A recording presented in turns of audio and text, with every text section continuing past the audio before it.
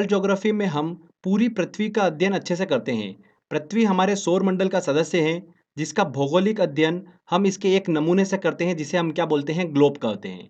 इस ग्लोब पर हमें दो तरह की रेखाएं दिखाई देती हैं, हॉरिजेंटल लाइन और वर्टिकल लाइन, जिन्हें क्या कहा जाता है, अक्षांश और देशांतर रेखा कहा जाता है।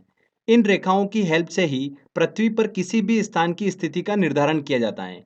ये रेखाएं जो होती है, ये क्या होती हैं, काल्पनिक रेखाएं होती हैं। चलिए इन दोनों रेखाओं के बारे में हम अच्छे से स्टडी करते हैं। सबसे पहले हम बात करते हैं अक्षांश रेखाओं की, मतलब लेटिट्यूड लाइंस की। तो जैसा कि आप ग्लोब पर देख सकते हैं, हमारी पृथ्वी के दो ध्रुव होते हैं, एक उत्तरी ध्रुव और एक दक्षिणी ध्रुव। ग्लोब पर पश्चिम से पूर्व की ओर खींची गई सभी काल्पनिक रेखाएं जो होती है, वो क्या होती है, अक्षांश रेखाएं कहलाती हैं। पृथ्वी के बीचों बीच एक 0 डिग्री अक्षांश रेखा होती है, जिसे हम क्या बोलते हैं, भूमध्य रेखा या विषुवत रेखा कहते हैं। इसे इंग्लिश में बोला जाता है इक्वेटर। ये पृथ्वी को दो बराबर भागों में विभाजित करती हैं, उत्तरी गोलार्ध और दक्षिणी गोलार्ध में। ध्यान रखिएगा, इस 0 डिग्री अक्षांश रेखा पर सभी स्थानों का जो अक्षांश होगा, वो कितना होता है, 0 होता है। जैसे कोलंबिया, ब्राजील, मालदीव, इंडोनेशिया, ये जितने भी देश हैं, ये 0 डिग्री अक्षांश रेखा पर स्थित हैं। तो इन देशों में अक्षांश की जो स्थिति होगी, वो कितनी होगी, 0 होगी। क्लियर? अब देखिए, इस भूमध्य रेखा के उत्तर और दक्षिण में एक एक डिग्री के अंतराल में 90-90 अक्षांश रेखाएं खींची होती हैं। यानी किसी भी स्थिति में 90 डिग्री से ज़्यादा अक्षांश नहीं हो सकता है। ध्रुव पर 90 डिग्री अक्षांश की स्थिति होती है। क्लियर? ग्लोब पर सभी अक्षांश रेखाएं एक दूसरे के समानांतर होती हैं। बहुत ही इंपॉर्टेंट क्वेश्चन है, ये पूछा जाता है एग्जाम में। ध्यान रखिएगा, ग्लोब पर जितनी भी अक्षांश रेखाएं होती हैं, ये एक दूसरे के समानांतर होती हैं। और दो अक्षांश रेखाओं के बीच की दूरी कितनी होती है, 111 किलोमीटर होती है। कितनी होती है, 111 किलोमीटर। आगे देखिए, इस भूमध्य रेखा इक्वेटर से उत्तर की ओर 23.5 डिग्री पर जो अक्षांश रेखा होती है, उसे क्या कहा जाता है, कर्क रेखा कहा जाता है, ट्रॉपिक ऑफ कैंसर। 21 जून को इस कर्क रेखा के सूर्य जो होता है, वो एकदम ऊपर होता है, मतलब लंबवत होता है। इस कारण से इस उत्तरी गोलार्ध में 21 जून जो होता है, ये सबसे बड़ा दिन होता है। बहुत ही इंपॉर्टेंट है, ऐसा एग्जाम में क्वेश्चन बनता है कि उत्तरी गोलार्ध में सबसे बड़ा दिन कौन सा होता है और दक्षिणी गोलार्ध में सबसे बड़ा दिन कौन सा होता है। ठीक है, तो ये दोनों चीजें हमको दिमाग में रखना है। तो उत्तरी गोलार्ध में सबसे बड़ा दिन कौन सा होता है, 21 जून का होता है। क्यों? क्योंकि सूर्य जो होता है, वो कर्क रेखा के एकदम ऊपर होता है। अब देखिए, इस जो इक्वेटर है, इससे दक्षिण की ओर 23.5 डिग्री पर एक अक्षांश रेखा होती है, जिसे क्या बोला जाता है, मकर रेखा बोला जाता है, ट्रॉपिक ऑफ कैप्रिकॉन। 22 दिसंबर को सूर्य जो होता है, मकर रेखा के एकदम ऊपर होता है, लंबवत होता है। इस कारण से यह दिन जो होता है, दक्षिणी गोलार्ध का सबसे बड़ा दिन होता है। तो बहुत ही इंपॉर्टेंट पॉइंट है ये, ध्यान रखिएगा, यहाँ से एग्जाम में क्वेश्चन बन सकता है। अगर देखिए, उत्तरी ध्रुव और दक्षिणी ध्रुव को बिंदु माना जाए, तो कुल अक्षांश रेखाओं की संख्या कितनी होगी, 179 होगी। और अगर रेखा माना जाए, तो कुल अक्षांश रेखाओं की संख्या कितनी होगी, 181 होगी। इसके अंदर हमने देखिए 0 डिग्री अक्षांश रेखा को भी शामिल किया है। अब देखिए दोस्तों, मैं आपको एक बड़ा इंटरेस्टिंग पॉइंट बताता हूँ। अभी जैसा कि हमने पढ़ा भूमध्य रेखा के बारे में, कर्क रेखा के बारे में और मकर रेखा के बारे में, तो अफ्रीका एकमात्र ऐसा कॉन्टिनेंट है, ऐसा महाद्वीप है, जिससे ये तीनों रेखाएं जो होती है, वो गुजरती है। अगर आप दूसरे कॉन्टिनेंट देखेंगे, जैसे कि उत्तर अमेरिका, ऑस्ट्रेलिया हुआ, एशिया हुआ, तो इन जितने भी कॉन्टिनेंट महाद्वीप है, वहाँ से ये तीनों रेखाएं नहीं गुजरती है। किसी से एक रेखा गुजर रही है, तो किसी से दो रेखाएं गुजर रही हैं। पर अफ्रीका एकमात्र ऐसा महाद्वीप है जहाँ से ये तीनों रेखाएं जो होती है, वो गुजरती है। क्लियर? तो बहुत ही इंपॉर्टेंट पॉइंट है। चलिए आगे अब हम बात करते हैं देशांतर रेखाओं के बारे में। तो उत्तरी ध्रुव और दक्षिणी ध्रुव को मिलाने वाली जितनी भी काल्पनिक रेखाएं हैं, ये सभी रेखाएं क्या कहलाती हैं, देशांतर रेखा कहलाती हैं। ध्रुवों से भूमध्य रेखा की ओर जाने पर देशांतर रेखाओं के बीच की दूरी बढ़ती जाती है, और भूमध्य रेखा से ध्रुवों की ओर आने पर देशांतर रेखाओं के बीच की दूरी घटती जाती है। ठीक है, इसलिए अक्षांश रेखाओं की तरह देशांतर रेखाएं जो होती है, वो समानांतर नहीं होती हैं। अक्षांश रेखाएं जो होती हैं, वो एक दूसरे के समानांतर होती हैं। देशांतर रेखाएं जो होती हैं, वो एक दूसरे की समानांतर नहीं होती हैं। ये पॉइंट ध्यान रखिएगा। दो देशांतर रेखाओं के बीच सबसे अधिक दूरी जो होगी, वो कहाँ पर होती है, भूमध्य रेखा पर होती है, इक्वेटर पे होती हैं। कितनी होती हैं, 111.3 किलोमीटर होती हैं। अब देखिए, सभी देशांतर रेखाओं की लंबाई बराबर होती है, इसलिए इनकी गणना करना डिफिकल्ट होता है। इसीलिए ग्रीनविच वेधशाला से निकलने वाली देशांतर रेखा को बेस माना गया है, मतलब 0 डिग्री देशांतर रेखा कहा गया है। इस 0 डिग्री देशांतर रेखा को क्या कहा जाता है, प्रधान यामोत्तर रेखा, या फिर प्रधान मध्याह्न रेखा, या ग्रीनविच रेखा के नाम से जाना जाता है। तो ध्यान रखिएगा, 0 डिग्री देशांतर रेखाओं के नाम आपको पता होना चाहिए। प्रधान यामोत्तर रेखा, प्रधान मध्याह्न रेखा या फिर ग्रीनविच रेखा। ओके। इस 0 डिग्री देशांतर रेखा से पूर्व की ओर और पश्चिम की ओर हर एक एक डिग्री के अंतराल में 180 देशांतर रेखाएं खींची होती हैं। तो कुल मिलाकर 360 देशांतर रेखाएं ग्लोब पर हमको दिखाई देती हैं। अब देखिए, 180 डिग्री जो पूर्व और 180 डिग्री पश्चिम देशांतर रेखाएं, ये एक ही हैं। तो इसको लेकर आप कंफ्यूज मत होइएगा। ठीक है, तो कुल मिलाकर 360 देशांतर रेखा हमको ग्लोब पर दिखाई देती हैं। जैसा कि आप देख सकते हैं, 0 डिग्री देशांतर रेखा जो है और 180 डिग्री देशांतर रेखा जो है, ये एक दूसरे के विपरीत होती है। अब देखिए, ये 0 डिग्री देशांतर रेखा जो है, ये कर्क रेखा को अल्जीरिया में प्रतिच्छेद करती है। ठीक है, भूमध्य रेखा को गिनी की खाड़ी मतलब अटलांटिक महासागर में प्रतिच्छेद करती है और मकर रेखा को नामीबिया के पश्चिम में स्थित अटलांटिक महासागर में प्रतिच्छेद करती हैं। तो ये बहुत ही इंपॉर्टेंट है कि जो 0 डिग्री देशांतर रेखा है मतलब ग्रीनविच लाइन है, ये तीनों जो मेन लाइन आ रही है, कर्क रेखा, भूमध्य रेखा और मकर रेखा को किस स्थान पर प्रतिच्छेद कर रही है। तो वहाँ की जो भौगोलिक स्थिति है वो हमको पता होना चाहिए। एग्जाम में वहाँ से क्वेश्चन बन जाता है।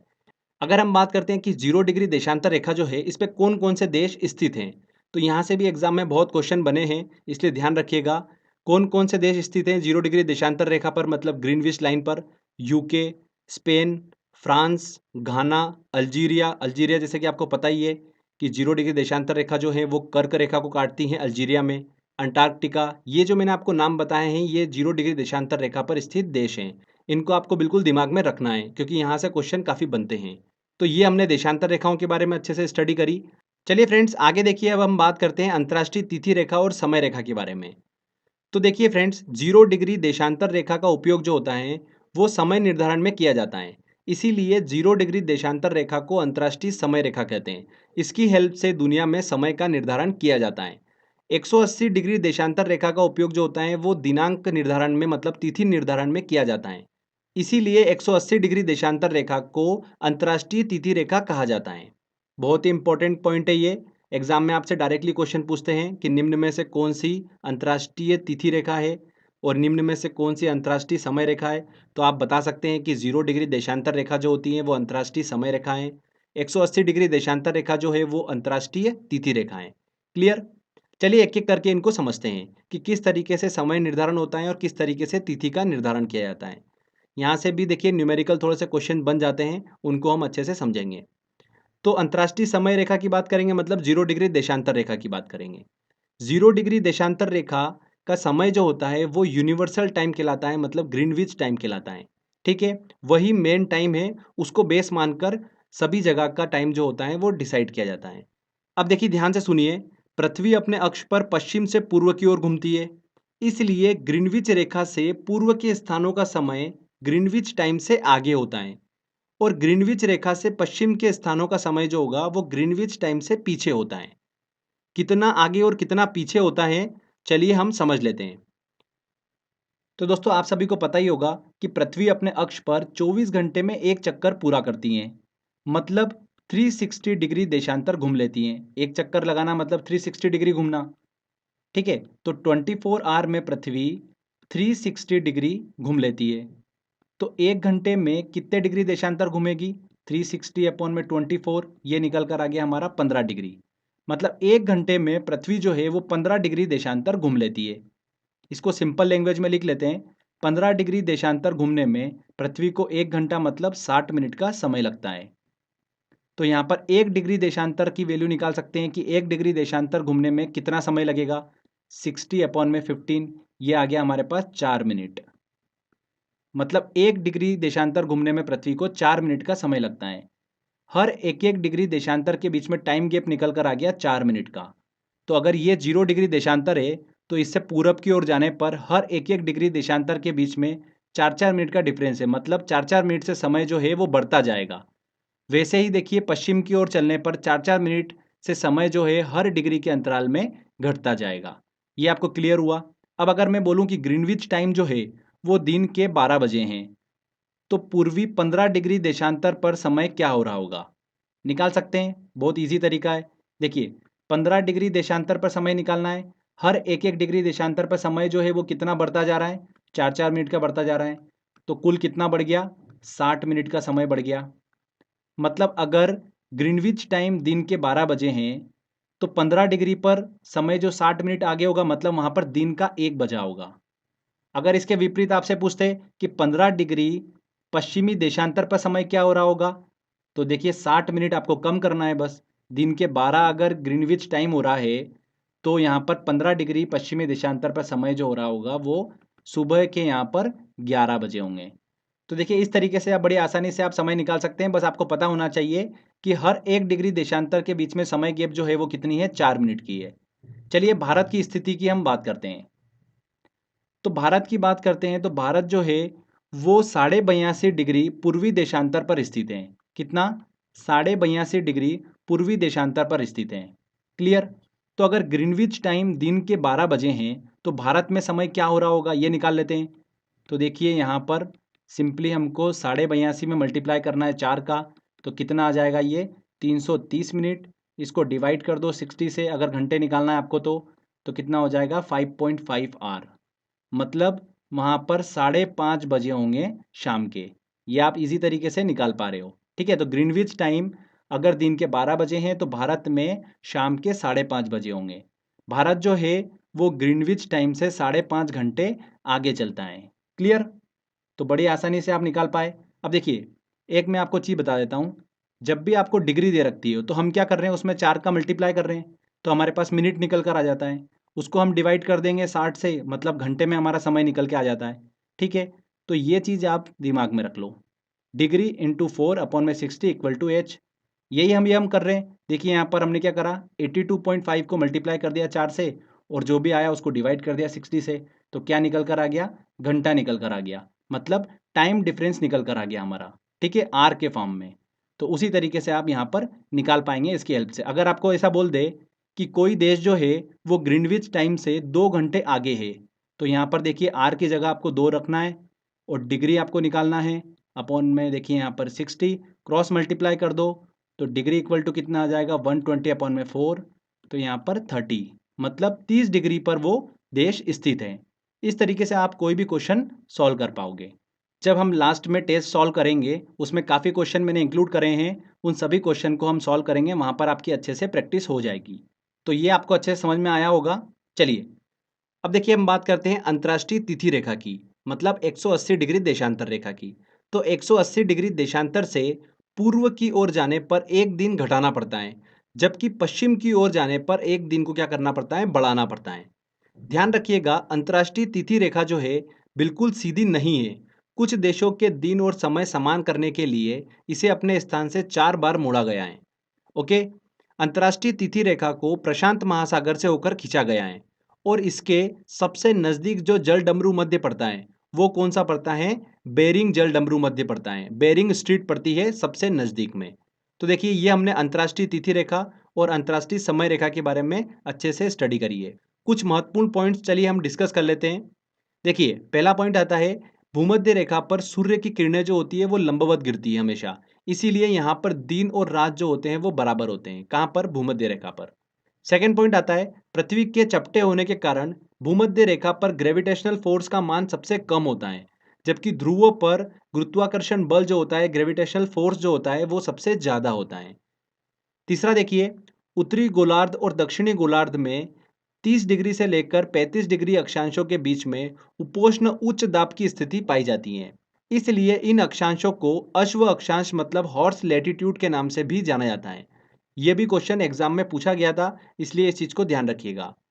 अब देखिए दोस्तों, एग्जाम में कुछ इस तरीके से क्वेश्चन भी बनते हैं कि कर्क रेखा, भूमध्य रेखा और मकर रेखा जो है ये किन किन देशों से होकर गुजरती हैं और किन किन देशों से होकर नहीं गुजरती हैं। तो देखिए मैं आपको कुछ सिलेक्टेड देश के नाम बताता हूँ, आपको बस वो दिमाग में रखना है, आपका एग्जाम में क्वेश्चन सॉल्व हो जाएगा। कर्क रेखा की बात करते हैं तो कर्क रेखा मैक्सिको, भारत, बांग्लादेश, म्यांमार, चीन और ताइवान देश से होकर गुजरती है। इसके अलावा और भी देश हैं, पर आपको जो मैं बता रहा हूँ एटलीस्ट आप वो तो दिमाग में रखिएगा। एग्जाम में क्वेश्चन यहीं से बन जाता है। पाकिस्तान, नेपाल से होकर कर्क रेखा नहीं गुजरती है। अभी हाल ही में एग्जाम में देखने को मिला था यहाँ से क्वेश्चन, इसलिए ध्यान रखिएगा। देखिए भारत से भी कर्क रेखा होकर गुजरती है, तो भारत में ये 8 राज्यों से होकर गुजरती है। गुजरात, राजस्थान, मध्य प्रदेश, छत्तीसगढ़, झारखंड, पश्चिम बंगाल, त्रिपुरा और मिजोरम। इन 8 राज्यों से होकर गुजरती हैं। इन 8 राज्यों का नाम याद रखने की ट्रिक मैं बना चुका हूँ। अगर आपको वो वीडियो देखना है तो डिस्क्रिप्शन बॉक्स में लिंक दे रखा है, वहाँ से देख सकते हैं। इसके बाद देखिए भूमध्य रेखा की बात करते हैं तो कोलंबिया, ब्राज़ील, मालदीव और इंडोनेशिया ये प्रमुख देश हैं जिनसे भूमध्य रेखा जो है वो गुजरती है। भारत से होकर नहीं गुजरती है भूमध्य रेखा।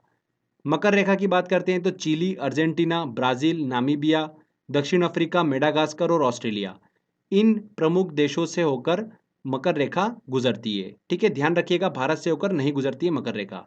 अब इन सभी में देखिए मैं आपको 2 पॉइंट बताता हूँ। मेक्सिको ऐसा देश है जिससे कर्क रेखा गुजरती है, बाकी भूमध्य रेखा और मकर रेखा नहीं गुजरती है। मेक्सिको को लेकर एग्जामिनर जो है 2 से 3 बार क्वेश्चन पूछ चुके हैं, तो आप कंफ्यूज हो जाते हो, इसलिए ध्यान रखिएगा। ब्राज़ील एक ऐसा देश है जिससे भूमध्य रेखा और मकर रेखा दोनों गुजरती हैं पर कर्क रेखा नहीं गुजरती है। बस ये डिफरेंस आपको देखिए दोनों पॉइंट का दिमाग में रखना है। मेक्सिको से सिर्फ कर्क रेखा, ब्राज़ील से भूमध्य रेखा और मकर रेखा। क्लियर? तो देखिए आपका कभी भी